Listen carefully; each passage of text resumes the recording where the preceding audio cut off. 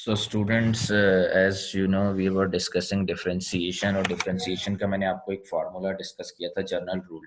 इससे पहले हमने फर्स्ट प्रिंसिपल मेथड से डिस्कस किया था। उसके बाद हम जो है वो आफ्टर फर्स्ट प्रिंसिपल मेथड हम जो है वो हम जो है वो फर्स्ट प्रिंसिपल के अलावा अब हम जो है वो रूल्स, डेरिवेटिव्स के डिफरेंट रूल्स देखेंगे, डिस्कस करेंगे, जिसमें पहला रूल यही है जो मैंने आप लोगों से डिस्कस किया था लास्ट टाइम। जब आपके पास क्वेश्चन में पूछा जाए कि आपको जो है वो फर्स्ट प्रिंसिपल मेथड्स जो कि F of x plus H minus F of x divided by H जो था, अगर उस मेथड से पूछा जाए तो आपने उस मेथड से सॉल्व करना है। अगर आपको जो है वो कोई रिस्ट्रिक्शंस नहीं दी जाए तो इसका मतलब है कि आप जो है वो rules, first principle derivative rules की जगह, मेथड की जगह आप ये वाले रूल्स लगा सकते हैं, क्योंकि ये इजी होते हैं। इसमें आपको कम एफर्ट करनी पड़ती है डेरिवेट करने के लिए, उसके मुकाबले में फर्स्ट प्रिंसिपल के मुकाबले में फर्स्ट प्रिंसिपल थोड़ा लेंदी है। ठीक है। और जिन क्वेश्चंस में आपसे पूछा जाएगा कि भाई फर्स्ट प्रिंसिपल को यूज करते हुए सॉल्व करें, तो उनको आपने फर्स्ट प्रिंसिपल को यूज करते हुए ही सॉल्व करना है। तो ये जो है वो अगर आप देखें, इफ यू कैन सी कि ये हमारे पास एक रूल है जिसमें अगर हमें दिया हो कोफिशिएंट x की पावर n करके, तो हम क्या करते हैं, सबसे पहले कोफिशिएंट से लाके मल्टीप्लाई कर देते हैं, फिर उसकी पावर से एक माइनस कर देते हैं। ठीक है। मैंने लास्ट टाइम बताए भी थे एग्जाम्पल्स के तौर पे। देखें, हमारे पास अगर y is equal to X square है, y फंक्शन है, y को f ऑफ x भी कह सकता था मैं यहाँ। ठीक है। और y के बाद हमारे पास जो है वो दिया हुआ है y डैश, यानी कि डेरिवेटिव को हम लिखने का तरीका ये होता है कि जो भी वेरिएबल है उसके ऊपर डैश लगा देते हैं। ये फर्स्ट डेरिवेटिव है, एक डेरिवेटिव। अगर उसका दोबारा डेरिवेटिव निकालेंगे तो 2 दफा डैश लगा देंगे, उसका तीसरी दफा दोबारा डेरिवेटिव निकालेंगे तो वो 3 दफा डैश लगा देंगे। तो ये डेरिवेटिव को लिखने का तरीका होता है। y को y डैश भी लिख सकते हैं, या अगर आपने y की जगह f ऑफ x लिखा हुआ है तो यहाँ f ऑफ x डैश लिख देंगे, f डैश x, यानी कि f के ऊपर डैश लगा देंगे। फंक्शन और फंक्शन का डेरिवेटिव, डैश रिप्रेजेंट करता है डेरिवेटिव को। या दूसरा तरीका ये होता है कि आप y की जगह पूरा लिखें dy बाय dx भी डेरिवेटिव को रिप्रेजेंट करता है। तो ये डिफरेंट तरीके हैं डेरिवेटिव को रिप्रेजेंट करने के, या तो डैश लगा दें या dy बाय dx लिख दें। First we multiply with power, देखो 2 पावर में था, इससे मल्टीप्लाई कर दिया, फिर 2 में से 1 को माइनस कर दिया। ठीक है। तो हमारे पास 2 में से 1 माइनस किया तो 1 बचा, तो 2x आंसर आ गया। सिमिलरली यहाँ देखें आप, 3/2 से मल्टीप्लाई किया और इस तरह से x 3/2 माइनस 1, तो यहाँ पे जब इसको 2, ये मैंने शायद लास्ट टाइम कराए थे, 2 1 2, 3 माइनस 2 1 बच गया 1/2। ठीक है। कुछ और एग्जाम्पल्स हैं हमारे पास। x की पावर -3/2, तो -3/2 से पहले मल्टीप्लाई कर दिया, फिर -3/2 में से -1 मजीद माइनस कर दिया। जब भी जो भी पावर होगी, चाहे वो प्लस में माइनस में, उसमें से -1 माइनस करना है, हमेशा हमेशा उसमें से -1 करना है। कोई भी पावर है उसमें से -1 करना है। अब ये 2 -1 से जब एलसीएम ले लें, एलसीएम लेने का तरीका एक एक तो एलसीएम लेने का तरीका आप लोगों को सिखाया हुआ, एक डायरेक्ट आसान तरीका ऐसा होता है कि 2 को इससे मल्टीप्लाई कर दें, तो ये -2 हो गया, -2 और -3 -5, और नीचे 2 एज इट इज, तो -5/2। -3/2 x की पावर -5/2, मैंने आप लोगों को उस दिन बताया था कि इसका बेटर वे ऑफ राइटिंग जो होता है वो ये होता है कि आप x की पावर को जो है वो न्यूमिनेटर में ना लिखें, अगर माइनस में है उसको बेशक x को उठा के डिनोमिनेटर में ले जाएं। तो अगर मैं इसको डिनोमिनेटर में लेके जाऊंगा तो ये कुछ यूं हो जाएगा मेरे पास कि -3/2 -3 डिवाइड में 2 लिखा हुआ है, और x ऊपर मल्टीप्लाई में था, अभी यहाँ लिखा हुआ था x माइनस की पावर 5/2। इसको जब नीचे ले जाऊंगा तो यहाँ प्लस की पावर 5/2 हो जाएगी, ये माइनस की जगह प्लस हो जाएगी, प्लस की पावर 5/2। अच्छा, 5/2 को मैं यूं भी लिख सकता हूँ, 5/2 को मैं यूं भी लिख सकता हूँ। कैसे? मैंने उस दिन बताया था आपको, 5 इंटू 1/2, 5 मल्टीप्लाई बाई 1/2।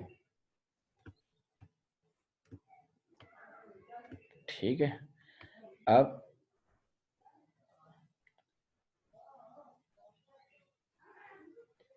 इसमें क्या है, इसमें ये है कि ये जो 1/2 है, 1/2 जो है वो बराबर होता है स्क्वायर रूट के।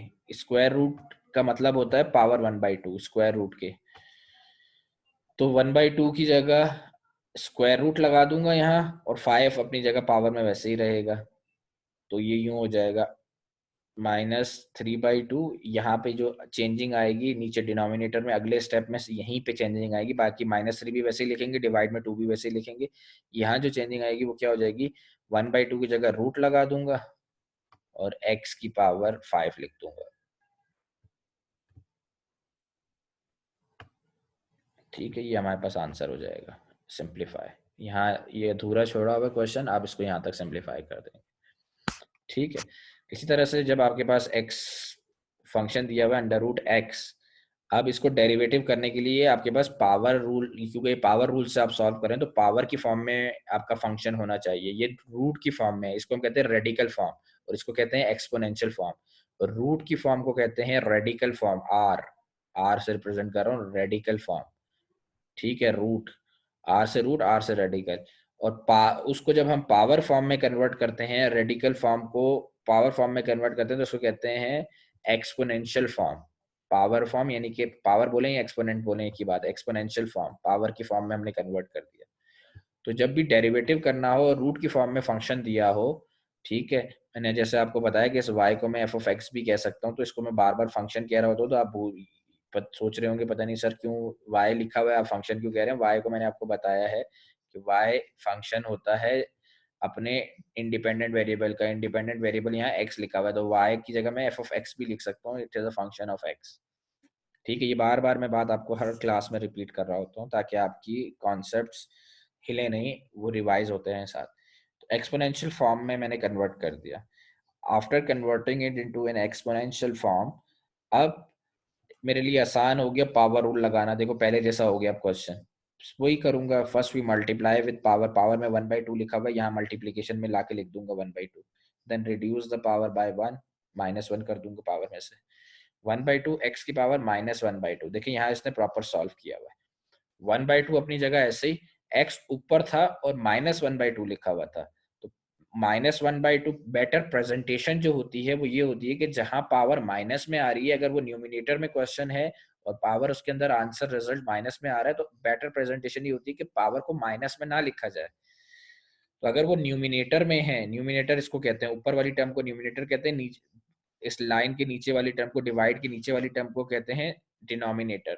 अगर न्यूमिनेटर में माइनस है, जैसे कि यहाँ था न्यूमिनेटर में माइनस है, तो उसको उठा के डिनोमिनेटर में ले जाएंगे तो उसकी माइनस साइन पावर में से हट जाता है। और अगर डिनोमिनेटर में माइनस है तो उसको उठा के न्यूमिनेटर में लिखेंगे तो उसमें से माइनस हट जाता है। तो दोनों पॉसिबिलिटीज होती हैं, कभी नीचे होता है नेगेटिव तो आप ऊपर ले जाते हैं, जब ये ऊपर होता है नेगेटिव तो आप नीचे ले जाते हैं। माइनस में डेटा को रिप्रेजेंट करना, जैसे आप कहीं पे भी जाते हैं तो अपने आप को प्रेजेंट करते हैं, सूटेड बूटेड होके जाते हैं।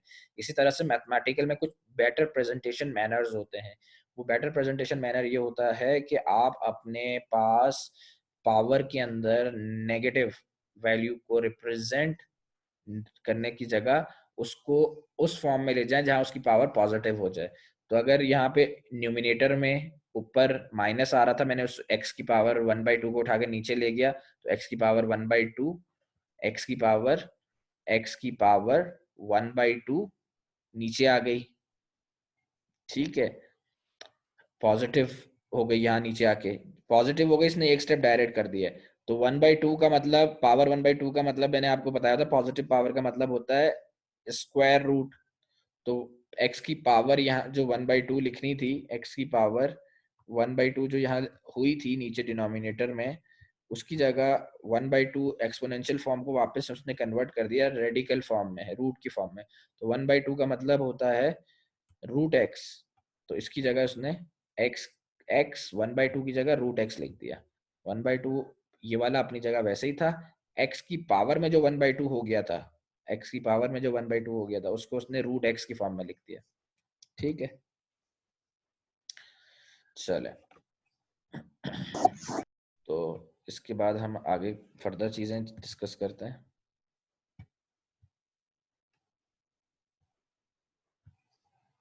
Clear all drawings.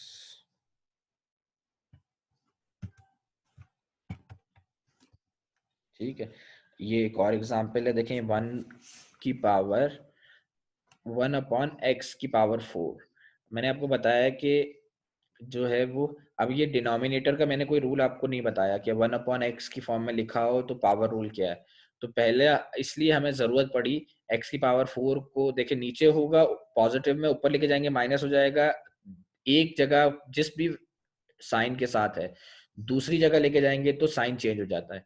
नीचे पॉजिटिव है, ऊपर लेके जाऊंगा माइनस हो जाएगा, नीचे नेगेटिव है, ऊपर लेके जाऊंगा पॉजिटिव हो जाएगा। अभी पॉजिटिव था, ऊपर लेके गया नेगेटिव हो गया। अगर यहाँ नेगेटिव होता, ऊपर लेके जाता पावर को डिनोमिनेटर की जगह, वैल्यू को डिनोमिनेटर की जगह न्यूमिनेटर में कन्वर्ट करूंगा, पॉजिटिव था तो नेगेटिव हो गया, अगर नेगेटिव होता तो ये पावर पॉजिटिव हो जाती। ठीक है, ये मैथ्स का बेसिक मैथ्स का रूल है जो 4th-5th स्टैंडर्ड में पढ़ाया जाता है। अच्छा, क्योंकि हमने डिस्कस किया है उसमें फंक्शन में, अगर फंक्शन के वेरिएबल की पावर हो तो पावर को पहले मल्टीप्लाई करते हैं, फिर पावर से रिड्यूस करते हैं। यहाँ पे पावर डिनोमिनेटर में थी, 1/b आ रहा था, तो मैंने क्या किया, पूरी पावर को पूरे फंक्शन को डिनोमिनेटर से हटा के, क्योंकि न्यूमिनेटर अपॉन डिनोमिनेटर u/v का हमने फॉर्मूला डिस्कस नहीं किया, तो हम क्या करेंगे कि पूरे के पूरे फंक्शन को कन्वर्ट कर देंगे एक फॉर्म में। तो ये अभी न्यूमिनेटर भी है और डिनोमिनेटर भी है, इसको उठा के ऊपर ले गया, x की पावर -1/4, 1 से मल्टीप्लाई होके x की पावर -1/4 बच गई। ये क्वेश्चन कन्वर्ट हो गया न्यूमिनेटर में। अब न्यूमिनेटर में वही रूल लगाएंगे जो रूल हमने सीखा है, first we multiply with power then reduce the power by 1। ठीक है, तो रिड्यूस द पावर बाय 1 जब हमने किया तो यहाँ हमारे पास आया -4 और -1 -5 -x, ये हमारे पास ये बच गया था। मैं आपको लिख के बताता हूँ, ये हमारे पास ये आ गया था, result is equals to -x की -4x की पावर -5 -5। ठीक है, वैल्यू कोफिशिएंट माइनस प्लस की फॉर्म में हो सकते हैं, पावर माइनस की फॉर्म में बेटर प्रेजेंटेशन में नहीं आती। तो x की पावर 5 -5 है, इसको अगर मैं नीचे ले जाऊंगा तो -4 अपनी जगह वैसे ही रहेगा, और इसको जब नीचे x की पावर -5 को डिनोमिनेटर में ले जाके लिखूंगा तो x की पावर +5 हो जाएगी। देख, ठीक है, एक और एग्जांपल देख लेते हैं। We have y is equal to 4x²। ठीक है, तो first we multiply with power, 4 अपनी जगह वैसे ही जैसे लिखा हुआ है, ये जो पावर थी इससे मल्टीप्लाई कर दिया, देखें 2 यहाँ नीचे आके मल्टीप्लाई हो गया, ये 2 यहाँ आके मल्टीप्लाई हो गया। First we multiply with power, power से मल्टीप्लाई कर दिया, फिर पावर में से एक माइनस कर दिया, तो x2 की पावर -1 कर दिया। ठीक है, 2 में से 1 माइनस किया तो x की पावर 1 रह गया। अब ये 4 2 मल्टीप्लाई किया, बेसिक मैथमेटिक्स, 4 2 8, और यहाँ x बचा था, एक साथ लिख दिया। ठीक है, इसको आगे चलते हैं।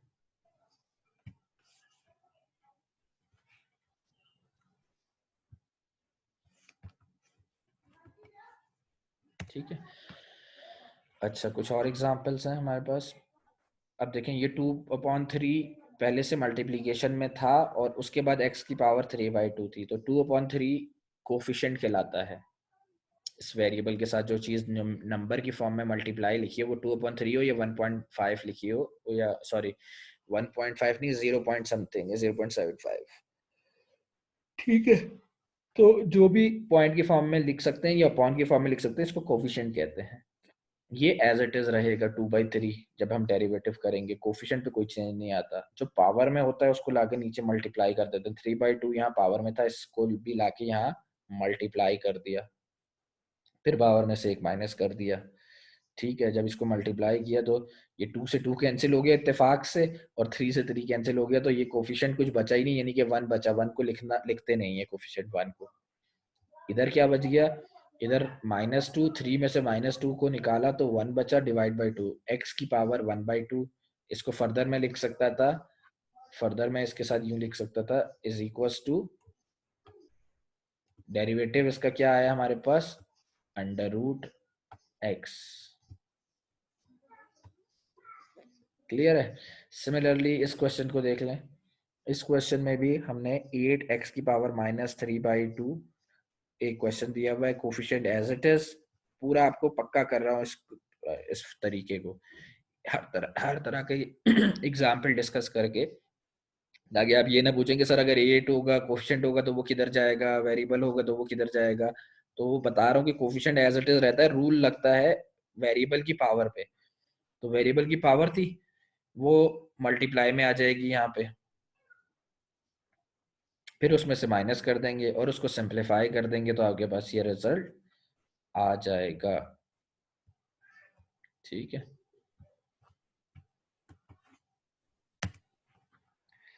अच्छा एक और क्वेश्चन है जिसमें आपको फिर से वही उसी तरह से 1/5x की पावर 4 दिया हुआ है।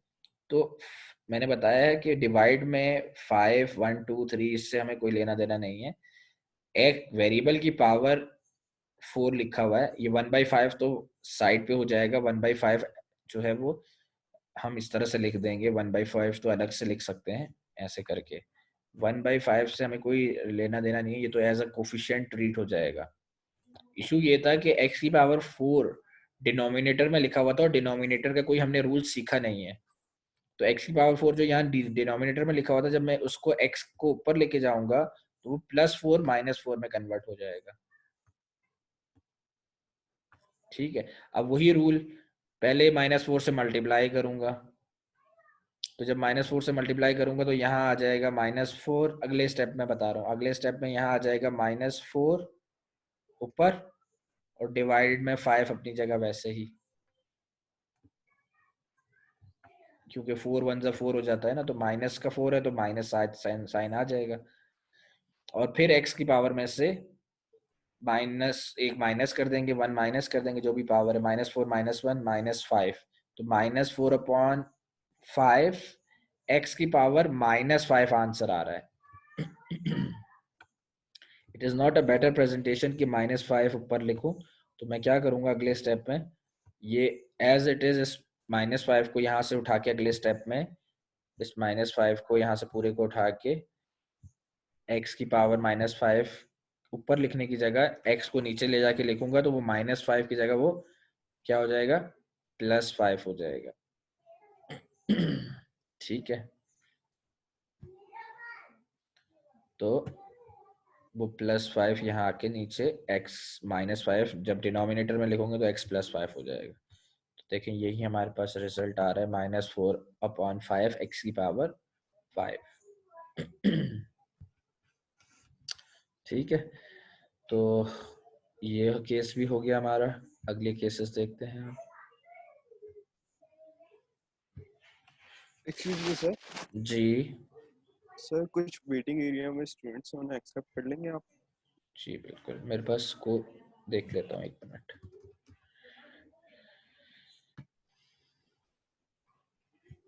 फर्दर कुछ एग्जांपल्स देख लेते हैं हम लोग।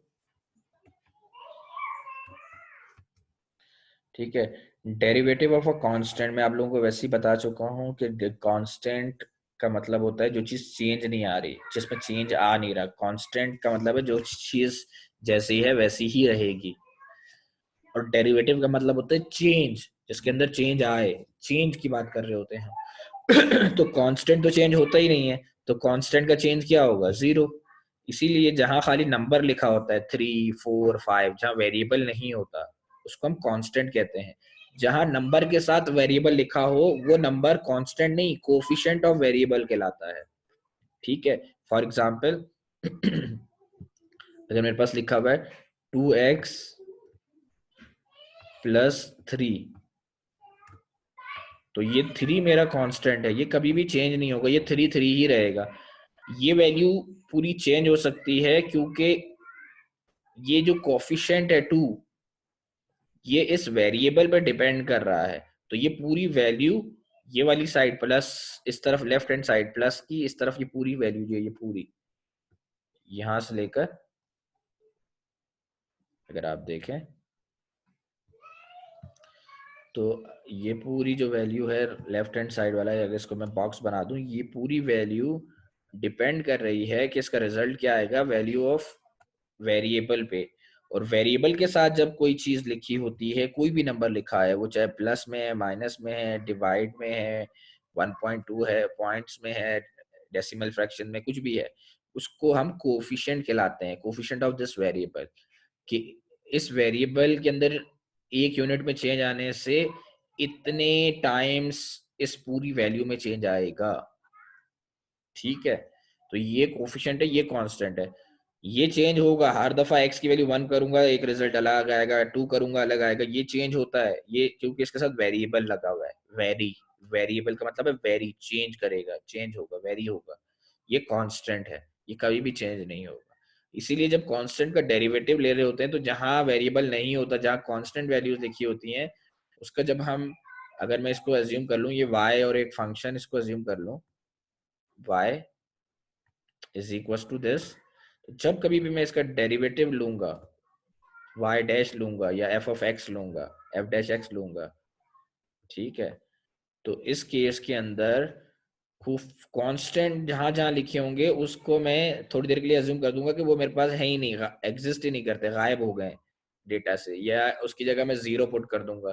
तो बार बार जीरो लिखना इस लेवल पे, आप इतने एक्सट्रीम लेवल पे आ चुके हैं यूनिवर्सिटी लेवल पे कि कांस्टेंट का जगह जीरो, अगर आपको लगता है तो आप लिख दें जीरो। और अगर आपका का अंडरस्टैंडिंग बन जाती है कि कांस्टेंट की जगह जो है वो, इसकी जगह क्या आ जाएगा, 2 प्लस इसका डेरिवेटिव होगा 2, और इसका डेरिवेटिव, कांस्टेंट का डेरिवेटिव जीरो होता है, कांस्टेंट के अंदर चेंज नहीं आता। जिस चीज में चेंज नहीं आता उसका वो डेरिवेटिव का मतलब ही चेंज है। तो उसका चेंज नहीं आने का मतलब है, चेंज नहीं आने का मतलब है जीरो चेंज आ रहा है, जीरो। तो लिखने की जरूरत नहीं थी, आप डायरेक्ट जहां वेरिएबल टर्म्स हो उनको डेरिवेट करें, जहां कांस्टेंट हो उनको लिखने की जरूरत ही नहीं है, एलिमिनेट कर दें। तो इसका आंसर सिर्फ ये हो जाएगा, y dash is equal to 2, क्योंकि 2 में प्लस जीरो ऐड करो तो भी 2 ही होता है। ठीक है, तो ये बताया जा रहा है आपको कि derivative of a constant if any in any form is always zero. ठीक है,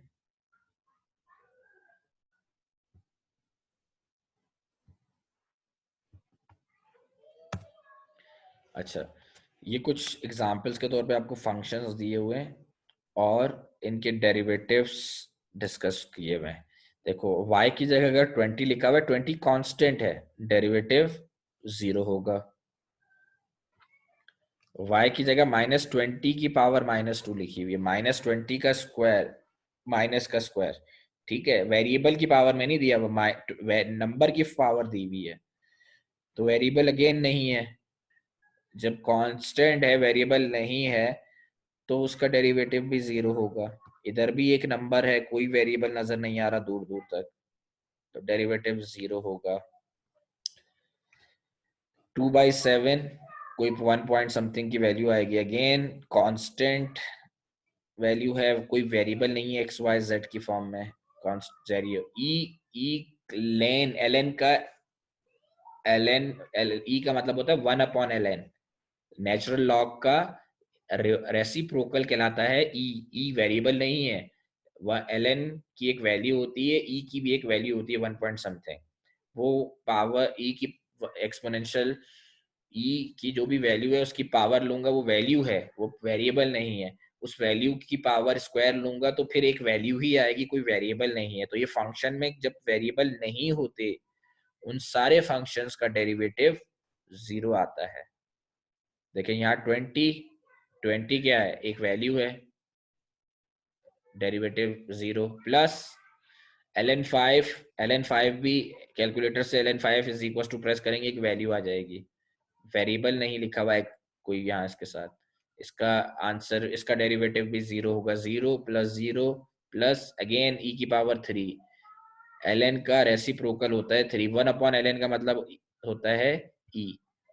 ये देखें 1 डिवाइडेड बाई ln, यानी कि ln का reciprocal 1 divided by natural log, natural log ln होता है, उसके अलावा भी लॉग होते हैं, log log, log base 2, log base, अलग अलग बेसिस के लॉग होते हैं।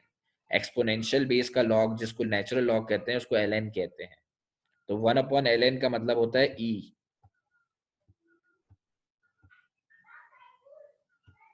ठीक है, तो log इसकी भी वैल्यू निकाल लेंगे, ई की पावर कैलकुलेटर में मौजूद होती है, जो भी है मल्टीप्लाई बाय 5, यहाँ से भी आएगा, कांस्टेंट ही वैल्यू आएगी।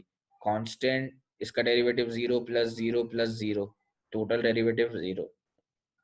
ठीक है, कुछ टर्म्स ऐसी होती हैं जिनके डेरिवेटिव्स हमारे पास जो है वो 0 आ रहे होते हैं। अगर वो कौन सी टर्म्स होती हैं, जब हमारे पास फंक्शन में सिर्फ कांस्टेंट वैल्यू हो, उसके अंदर और कोई वैल्यू हो ही नहीं। हाँ, वेरिएबल प्लस कांस्टेंट होगी तो वेरिएबल को डेरिवेट कर देना, वेरिएबल्स वाली टर्म्स को डेरिवेट कर देना, उसका आंसर निकाल देना, कांस्टेंट को एलिमिनेट कर देना, उसका डेरिवेटिव निकालने के बारे में सोचना ही नहीं, क्योंकि उसका डेरिवेटिव 0 होता है। उसके बाद हमारे पास आगे चल के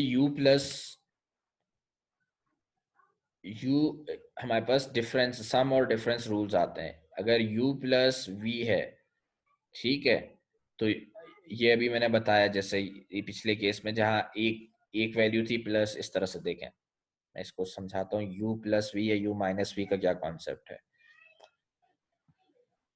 अभी तक हमारे पास सिंगल टर्म्स थी, अब हम मल्टीपल टर्म्स आ रही हैं। For example function F of x या वाई दिया हुआ है आपको, या वाई, एक ही बात है, दोनों इसलिए लिख रहा होता हूँ ताकि आप ये ना कहेंगे सर आपने तो एफ ऑफ एक्स लिखा था, पेपर में आपने वाई दे दिया, एक ही बात है, एफ ऑफ एक्स लिखूं या वाई लिखूं इज इक्वल टू,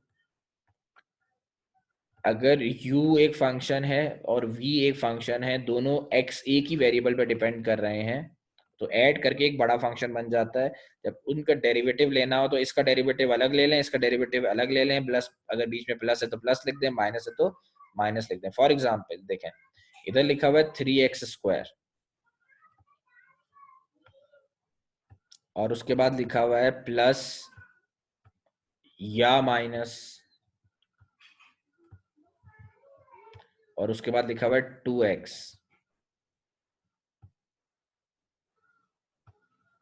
या 3x³ कर देते हैं और 2x² कर देते हैं, एक ही बात है, थोड़ा सा अंडरस्टैंडिंग और आ जाएगी। 2x² कर देते हैं, चले। अब इसको पावर रूल जो आपको सिखाया था उससे सॉल्व करना है, इसको अलग, इसका यहाँ से एक आंसर आ जाएगा,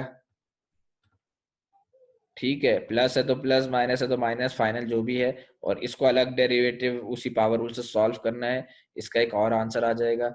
दोनों को अलग अलग सॉल्व करेंगे और लिख देंगे।